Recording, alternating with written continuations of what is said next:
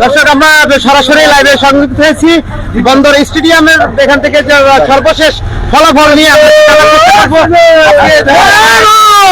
Vote হয়েছে।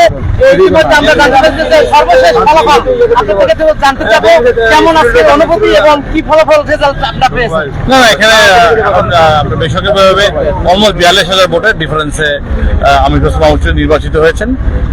দোয়া করবেন সকলেই, ইনশাআল্লাহ ভালো থাকবেন এবং আপনাদের সকলে উচ্ছ্বসিত, আমরা উচ্ছ্বসিত সবাই। একটা অনুভূতি জানতে চাচ্ছি। আমাদের অনুভূতি আজকে ঈদের মতো, সবাইকে ঈদ মোবারক।